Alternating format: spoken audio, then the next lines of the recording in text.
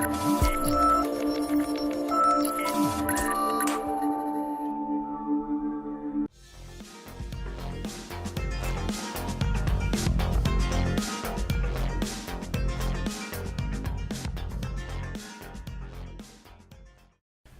is Frank Islam, Chairman and CEO FI Investment Group, and your host of Tonight with Frank Islam. Today, we're fortunate to have a dear friend, a great journalist. His name is Lalit Jha, and he is the Chief Correspondent of the Press Trust of India, which is the largest wire service in India. So thank you very much, Lalit, for coming. Thank you, and thanks for inviting me to your show. You're most welcome, and thank you very much for coming. I know you just came from State Department in this wonderful weather, which is snowy, a little bit of a slick, but you made it. Thank you very much for coming. So tell us about yourself, and how did you get into the journalism, and how things are going with regard to journalism. I'm an Indian journalist based in Washington, D.C., reporting anything, everything about India, Indians, and India-US relationship from here. So that's about me. I came into journalism by default. This was not my first This is now a chosen profession. No, this was not the profession of choice. When I was studying, I was looking for going into administration or doing some business, MBA. While I was preparing for those services, one of my uncles told me, why are you wasting your time? Go and join this part-time course in Bharati Vidya Bhavan. That's how I started. And this was in India? This was in long years ago. Long years, around 20 years ago. 20 years ago. Yeah. So you have been a journalist, you worked for many other agencies, news organization, before you became a chief correspondent of the US Correspondent of the Press Trust of India, correct? Yeah, I have been with the PTI Press Trust of India, which is India's largest wire service, for the last 8-9 years. Before they started with another wire service called IANS. At that time it was called India Abroad News Service. Now it's and called they changed it to Indo-Asia News Service. Correct. Then I joined the Hindu newspaper. I was the city reporter for the Hindu newspaper for 5.5 years. Then I switched job very frequently, including Indian Express, Hindustan Times, NDTV for a few months at IANS before joining. So you got a firm footing with the Press Trust of India, right? In a sense. I'm privileged to work with them. Yeah, it is a wonderful organization. It goes all over the, not only in India, but in South Asia, and also part of in the United States as well. So yeah, it is a national institute in a sense. It is. What I wanted to talk to you a little bit about, what's the difference between a journalism in India and the United States? Both share a common bond, and both have the shared value, which is the democracy and diversity that binds them together. What's the difference between a journalist in India and being a journalist in the United States? I don't find much difference. It's because both are democratic societies. Yes. Both have a strong freedom of press, freedom of expression. So there's not much of a difference. Only the characters changes, whom you report, whom you write to, the audience changes. There is the same kind of access, both facilities and problems, where you get this kind of freedom of information, where you get flow of information from people. There is no restrictions on what you want to write. There is no one is going to control on you, no one is going to say on you, there is no censorship kind of things, which normally happens in a lot of third world countries. Yeah. So India is the largest democracy, and India embraces and believes in freedom of press, which is the cornerstone of any democracy. And as you know, the newspaper cannot exist without the democracy. Democracy cannot exist without the newspapers, and so that's very important. How do you feel where we are in a U.S.-India relationship and where we headed, and how does it look in 2018? Yeah, if you come to 2017 and you see how the Trump administration, the new administration, has done up with the India-US relationship, I see there is a strong continuity in this, right? When 2017, it's a bipartisan support. It is a bipartisan support. You're it right. is one of the few bilateral relationships where you have, and the Trump administration has gone a step ahead. If you see, a few weeks ago, India is the only country for which the Trump administration has come out with a 100-year plan. policy plan, which was okay. addressed by Secretary Tillerson in his CSIS address before he went to India. Yeah. And he visited not too long ago. Not So too the long steps that have been taken, Prime Minister Modi came here.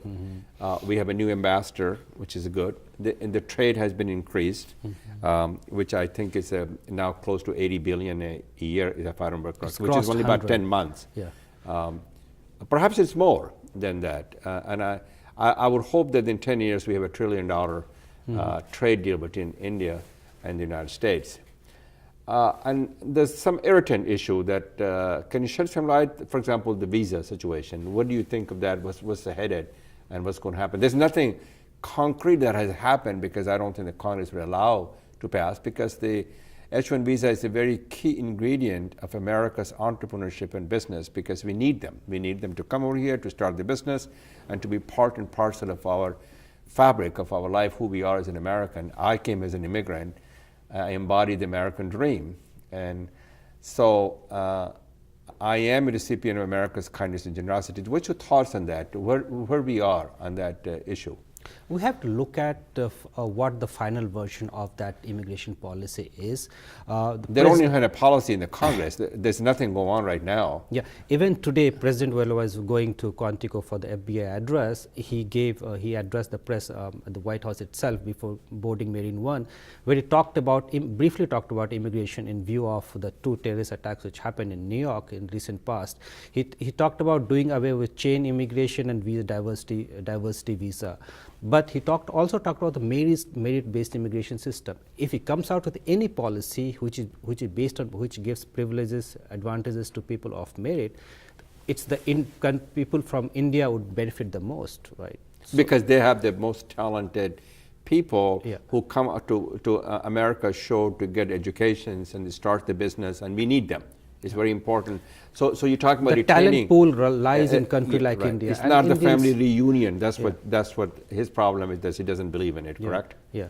But he has been. I'm not here to criticize the president, but he has been a recipient and drive a lot of benefits with family reunion. If it goes back to several years ago, his wife is an immigrant. His first wife and his current wife as well as the first lady. And also his mother was a Scottish immigrant, and so they came. That he has always said that he has made best use of the prevalent system where it is, right? But he wants to make changes in the system, right? What are the common interests in South Asia the U.S.-India shares in terms of the security, in terms of the defense, and in terms of other things? If you see the statements or the speeches or interviews that had come out from the senior leadership in the US or also from India, what are the common interests? A peaceful, developing South Asia, a place, a subcontinent where there is no space for terrorism or terrorists. These are the two basic, and also development of democracy in this region. Right.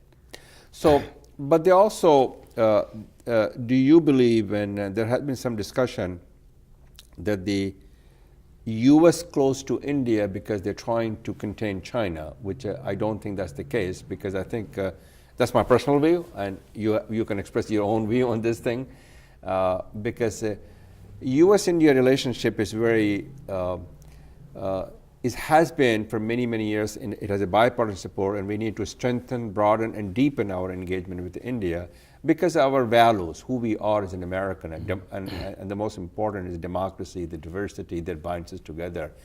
So do you think that a lot of people saying that the relationship is a lot more stronger with India because they're trying to contain China? Is that a true statement?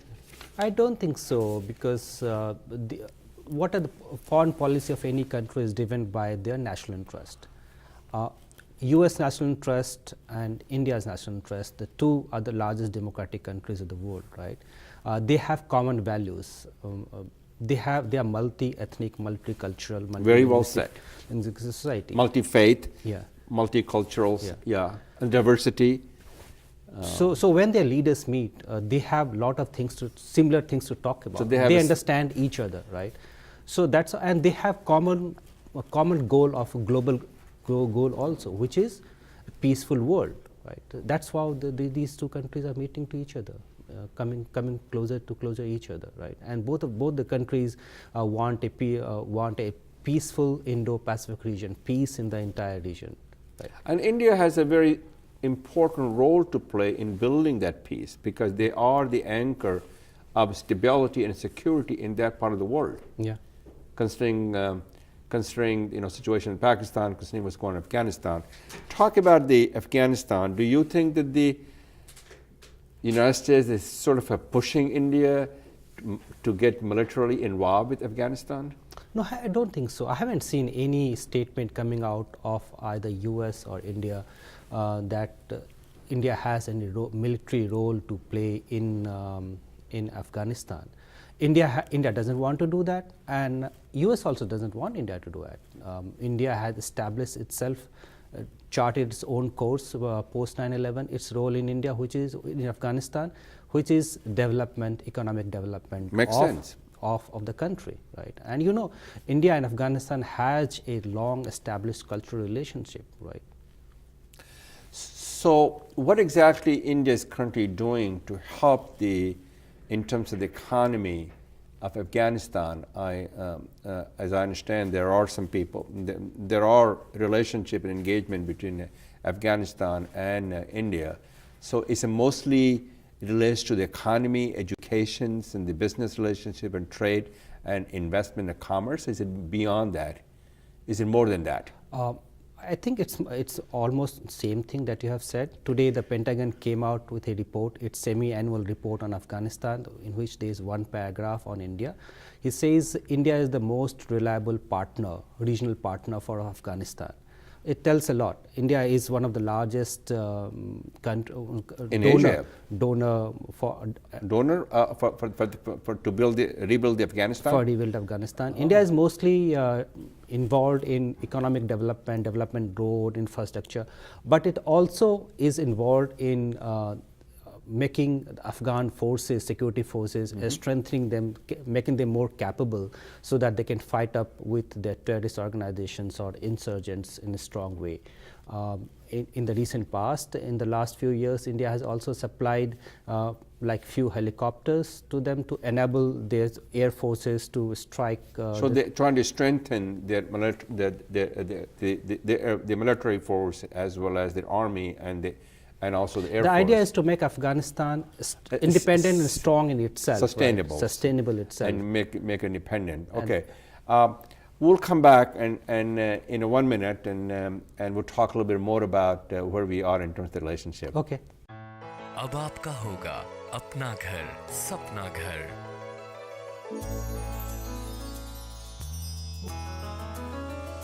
Your dreams can come true. SAI mortgage is key for you. अपना घर खरीदने और refinance करवाने के लिए SAI mortgage से राब्ता करें। Don't make a move without SAI. We're back with Lalit Jha, who's the Chief Correspondent and Press Trust of India, which is the largest wire service in India, and he's a journalist and he's a great guy. So we were talking about U.S.-India relationship, and we talked about several other topics and the role of India in Afghanistan. So there are some irritant in the relationship, and that always happens in a family and friends. Yeah. So what price do you think that India has to pay when United States puts a pressure on them in either United Nations and other places, and India says, no, I'm not really sure? Do they pay any price for this? Look, any country's foreign policy is driven by their own self-interest. National interest, right? Right. What is India's national interest? India's national interest is welfare of its people, territorial integrity, and national security, right?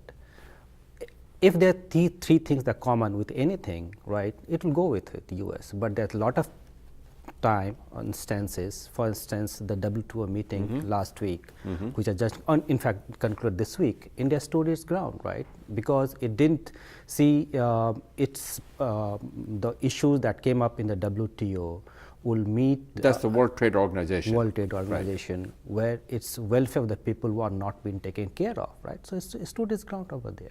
So anywhere these three things, anywhere it feels that its welfare of its people is being challenged or being compromised, it will never budge over there, or national interest or territorial integrity. These are the three things. What do you think would happen in Hague? Obviously, United Kingdom did not win, and India did. Is that a good or bad for India? It's good. Obviously, it's a great opportunity for India to showcase who they are, and obviously be part of this judiciary. Is that Hague is a judiciary system, and so on and so forth? And perhaps I have not expressed very well but you know what I'm saying, right? Yeah, India didn't ask for it, but India got it. It is a reflection of the changing realities of the world. It reflected that in how where India stands in this international community, where 2/3 of the countries came out and voted strongly for India. It is also a reflection that UN Security Council is not in sync with the ground realities of the world. There needs to be changes, reforms, immediate reforms inside the United Nations Security Council, expansion of it, and to have countries like India, where there is 1.25 billion people, not having that country within the UN Security Council, it doesn't reflect good on the Security Council itself. Remember when President Obama talked about getting India as a member of the United Nations Security Council. Yeah. Is there any progress that have been made since then? I haven't seen much of a progress. It's even if there is some, it's moving at a very slow pace. There is not much of a push from the US itself. If you have not seen, in this administration. So. I will refer you to the statement made by the US Ambassador to the UN, Nikki Haley, saying that India should forget about veto if it wants to become a member. That's the only statement which came out from. That's a very honest statement. Yeah, that's true. So you can tell that it's a reflection of their thinking. Yeah. That doesn't look like in the future India will become, and that the United States will support the membership in United Nations Security. You know, but the structure itself, US itself cannot do it. US can push it, US can be a driver, but the other four permanent members of the Security Council, China, Russia, France and Britain, all they have to come together and push for it. And they all have to vote for it. All have to vote for it. All of them have supported publicly for India's case, except for China so far. Yeah, which I expected, that the China will not.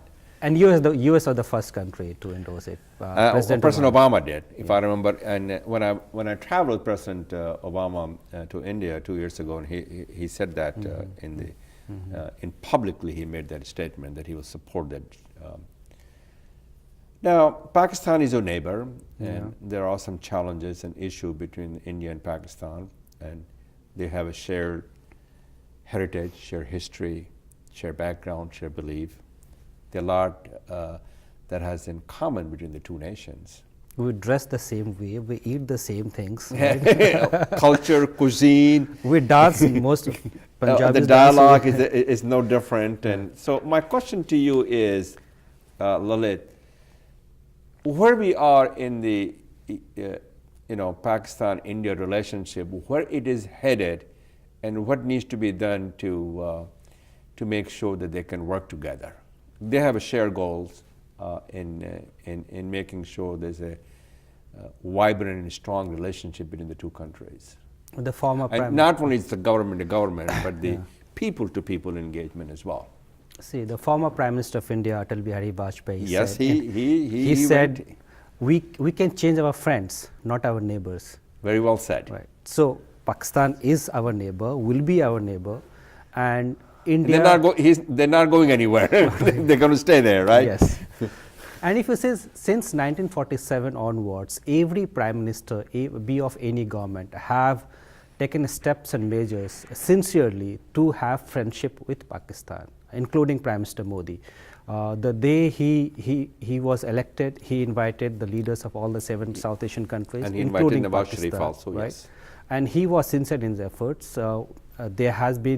He invited the Pakistani delegation, investigative delegation, to come to Pathankot to investigate a terrorist case. So India has been sincere in its friendship efforts with Pakistan. India is still ready for having talks with Pakistan, but the day there should be no terrorist camps inside Pakistan, the day there is nothing, India is always ready to talk with Pakistan. What about the issue The ball of lies the in the court of Kashmir? Pakistan. What about the issue of Kashmir? I think that's a sort of a cancer that has been growing since the partition, right?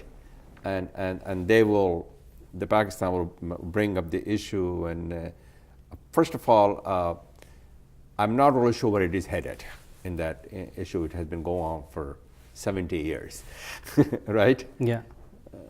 So my question is, you see a brighter horizon between the two countries working together? Working together is in terms of the promoting commerce, trade and investment and people-to-people engagement, easing the visa situations of people, their family and friends can visit. Do you see something in that direction, that we see a brighter horizon? Yes, there is indeed. There's only one irritant in that, right? Let destroy all the terrorist camps. Don't use terrorists as a state policy to with your neighbors, both Afghanistan and India. The day it is over, sky is the limit for this relationship. Have they made any progress in terms of the reducing the terrorism in Pakistan to make, first of all, the terrorism is bad for whether it's Pakistan or Afghanistan or anybody else. That's a wrong thing to do. It's a violent, and violence breeds violence. So, and having a safe haven for terrorism is a completely unjustified, wrong thing to do for their people and for the whole world. Do you think there has been progress in that direction? I'm not an expert, I'm not an expert in the area, but I'll refer you to the report that has come out from the Pentagon today itself this morning. What does this report say? The report says there continues to exist terrorist safe havens inside Pakistan. The establishment continues to have relationship with terrorist organizations like Haqqani Network.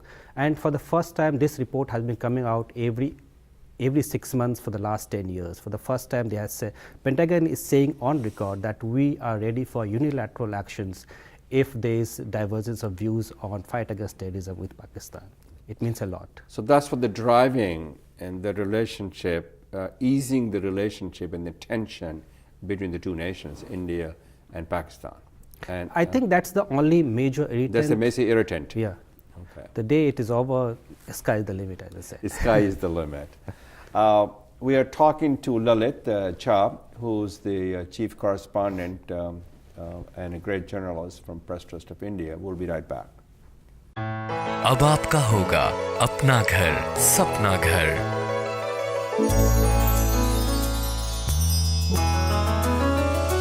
Your dreams can come true. SAI mortgage is key for you. अपना घर खरीदने और refinance करवाने के लिए SAI mortgage से राब्ता करें। Don't make a move without SCI.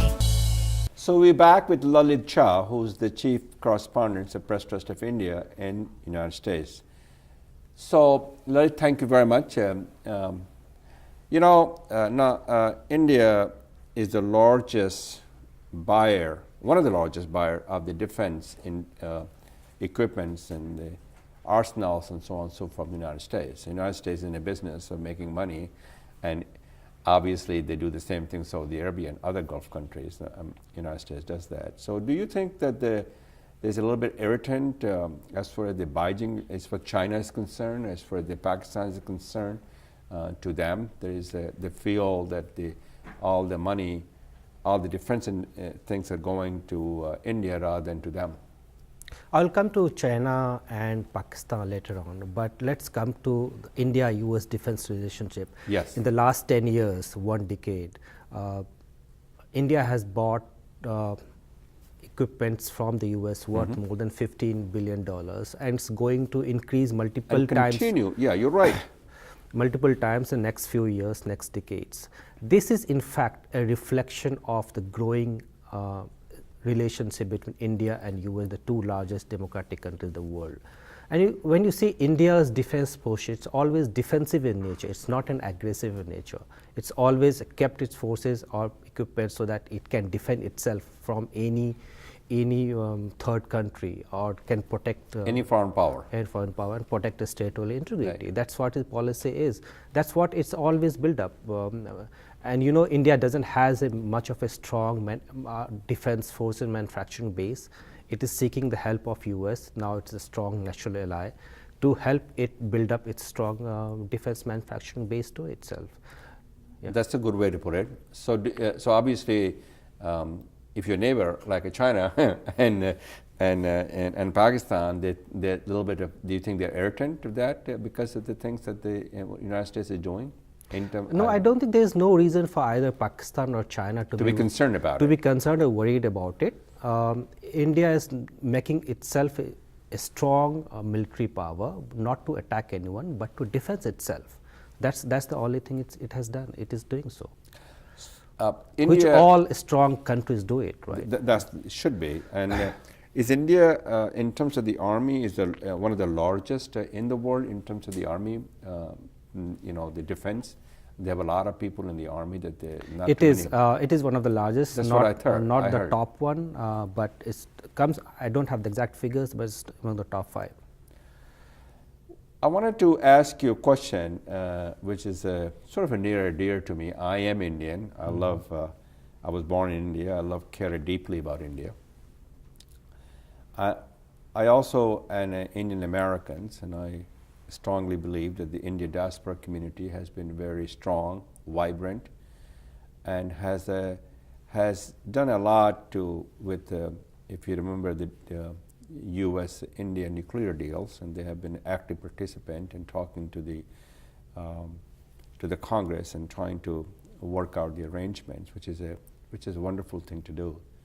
My question to you is, what the message do you have as a reporter of the largest newspaper or the wire service from India for the India diaspora community to, in terms of the continue to be engaged and continue to make sure their voices are heard in India, make sure that what they should do to support India, not just working with the politicians over here, but in terms of the business, the commerce, the investment, and bringing the students here to go to school and so on and so forth. No, the Indian diaspora is in fact the driver of relationship between the two largest democratic countries of the world, India and the United States. It's the model for people to imitate. Yeah. Well, the Israelis have done a good job as well. Yeah. So, but there's a little bit difference between the Israelis community and the Indian. They are huge, big in numbers. They participate in the voting process. They need to participate much larger in the voting process. If you see in the last few years, large number of Indian Americans are contesting elections, winning. We have 3 Congress people, three people of Indian origin in the House, and 1 is in Senate. Even she's half, but she's still Indian. Yeah. So my thing is just keep doing the good job that the Indian Americans have been doing it in strengthening the relationship, in increasing the people-to-people contact, and help the two countries make this world peaceful and prosperous. Okay, so that's a wonderful message to the Indian diaspora communities. What about the investing in India? For example, as you know, that I have a scholarship program for the Indian journalists to come over here, so that they can learn some of the things what we're doing in the United States and take it back. And so we do that. And there's a lot of Indian American people have endowed chairs in the scholarship program, and in terms of the trying to strengthen and deepen the relationship between U.S. and India. What other things do you think that the Indian diaspora community should do in addition to that? They're doing a good job. What else they should do? Yeah, as the Prime Minister said, he has come here a couple of times, and every time he has asked Indian Americans to convince, every Indian American should convince at least 5 Americans to travel to India. That's boost India's tourism, boost India's economy, and help US citizens to understand better how a democratic countries of 1.25 million are thriving. 1.25 billion. billion Right. thriving in there in India. Okay, so that's so promote the tourism, promote the industry to go people visit. Yeah. It's the ancient culture of the world. Yeah. And they need to understand what India civilization is, the ancient civilization. Civilization came from the banks of the Indus River, Ganges, and also the Nile in Egypt. That's where the civilization came from. So they are cradle of civilization. And so that's Pakistan is part of it. Of this whole South Asian continent is. There's no question about it. It's just not the Pakistan-Afghanistan has been cradle of civilization as well. And you ask them to visit. So that's a good point. What else they should do? Invest in India. Invest in India. India has a huge talent of entrepreneurs. And especially in infrastructure, Yeah. which is something the Prime Minister has been talking India about. has a huge talent of entrepreneurs. They don't. Many of them don't have the money to start up the business. Very good. So invest in startups. Very good point. Invest in infrastructure. Send tourists over there. Okay, what about the startup is something that I gave a speech about a year ago in Bombay, and there are a lot of Indian American helping the startup communities, startup businesses, and obviously that's something that we have learned as an entrepreneur. And you talk about civically, what about the politically engaged? You talk about the engagement, they do run for the offices and they're politically engaged. What else they should be doing in order to create the bond, which could be a very stronger relationship between the two nations? As much engagement as they can do, and to bring the both leaders of the both countries to meet as frequently as they can. They don't meet. If you see US presidents meeting with other world leaders, although India's frequency has increased, President Obama met with Prime Minister Modi. And he went there twice. Yeah, and record 8 times. And he was just there about 3 weeks ago. Yes. President Obama. Yes. And President Trump has met, and Prime Minister Modi have met twice. But I think the frequency of these two leaders meeting should increase much. Okay. There should be more greater interaction, a high-level interaction between the two countries. Before I close this conversation, one of my favorite topic of discussion that the Indian diaspora community can do is to promote the woman entrepreneurship in India. And I wrote a column for the Global Summit, and I talked about it, how important for the woman to be entrepreneurs. 9% of the business is being run by Indian women. So that tells you it is still very long way to go. long way to go. So promoting women to the entrepreneurship, to be a business owner, and helping them is something the Indian diaspora community can do. Would you agree there with Lalit? Definitely, yeah. Okay. They can do a lot in that area. That's something is my passion. I would like to continue doing so. So thank you very much, Lalit, for coming here. Thanks for thank you inviting very me. much for your thoughtful and constructive conversation. This is Frank Islam wishing you a great week, and thank you for watching.